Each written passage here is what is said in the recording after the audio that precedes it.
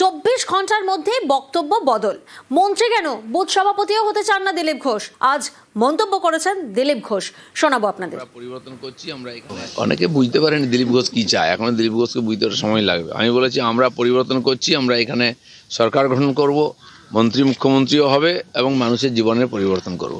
দিলীপ ঘোষ মন্ত্রী হতে কেন, বুথ সভাপতি হতেও আসেনি, পরিবর্তন করতে এসছে। গতকাল ঠিক কি বলেছিলেন দিলীপ ঘোষ, শোনা যাক। পরিবর্তন তো এমনিতেই হবে, কিন্তু আমরা একটু তাড়াতাড়ি চাইছি। আপনারা অনেকে বলতে পারেন হ্যাঁ আপনাদের কোথায় আর বাইরে থাকতে ভালো লাগছে না, মন্ত্রী হতে চাইছেন। নিশ্চয়ই মন্ত্রী হব, মন্ত্রী তো হতেই হবে, নাহলে আপনাদেরকে সুবিধা দেবো কি করে? গরিব মানুষের জীবনের পরিবর্তন কি করে করবো? দলে সক্রিয় হওয়ার পর গতকাল প্রথম জনসভা ছিল দিলীপ ঘোষের নদিয়া রানাঘাটে।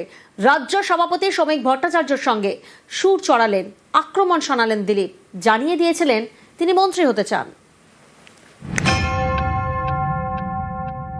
আপনারা অনেকে বলতে পারেন হ্যাঁ আপনাদের কোথায় আর বাইরে থাকতে ভালো লাগছে না, মন্ত্রী হতে চাইছেন। নিশ্চয়ই মন্ত্রী হব, মন্ত্রী তো হতেই হবে, নাহলে আপনাদেরকে সুবিধা দেবো কি করে?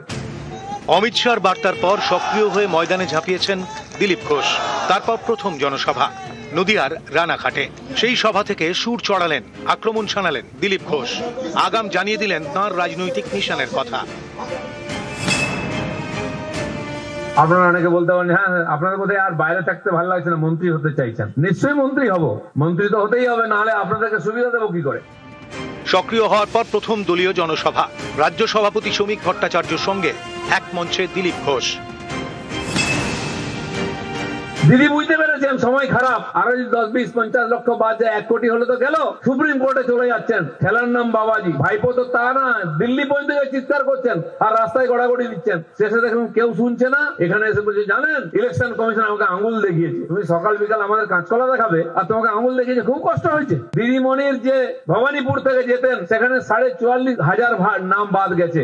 উনি কত ভোটে যেতেন, কেন যেতেন আমরা জানলাম। যেই নন্দীগ্রামে গেলেন ওখানকার লোক বাড়ি পাঠিয়ে দিল হারিয়ে দিয়ে। ওখানে মাত্র 10,000 মৃত ভোটার ছিল, জিততে পারলেন না। 20-25-30% ভুয়ো ভোটার আছে। এই যে 3 বার জিতেছে টিএমসি, পুরোটা ভুয়ো ভোটারের ভোটে জিতেছে। সিপিএম তাই করতো। রানাঘাট দিয়ে শুরু, এরপর একগুচ্ছ জনসভা করার কথা দিলীপ ঘোষের। সভা করবেন দুর্গাপুরেও। সম্প্রতি বঙ্গ সফরে এসে দিলীপ ঘোষকে সক্রিয় হওয়ার বার্তা দেন অমিত শাহ। তারপর পুরনো মেজাজে ফিরেছেন বিজেপির প্রাক্তন রাজ্য সভাপতি। ময়দানে নেমেছেন, সুর চড়িয়েছেন। বিজেপিকে জিতিয়ে ক্ষমতায় আনা পশ্চিমবাংলায়, এটাই আমাদের কাছে মিশন, আর আমি 10 বছর ধরে এটা নিয়ে কাজ করছি। সক্রিয় হওয়ার পর নিজের পুরনো নির্বাচনী কেন্দ্র খড়গপুর সদরে গিয়েছেন দিলীপ ঘোষ। সেখানে একাধিক কর্মসূচিতে দেখা গিয়েছে তাকে। যে সবই জল্পনা তৈরি হয়েছে, তাহলে কি 26-এর বিধানসভা ভোটে পুরনো কেন্দ্র থেকেই ফের লড়তে চান দিলীপ? আমার সবসময় পছন্দের আসন খড়গপুর। যখন থেকে আমাকে দাঁড়াতে বলা হয়েছিল আমি খড়গপুর বলেছিলাম, লোকসভায়ও তাই ছিল। গতবারে আমার পছন্দের বাইরে করা হয়েছিল, সেটা সবাই দেখেছেন রেজাল্ট কি।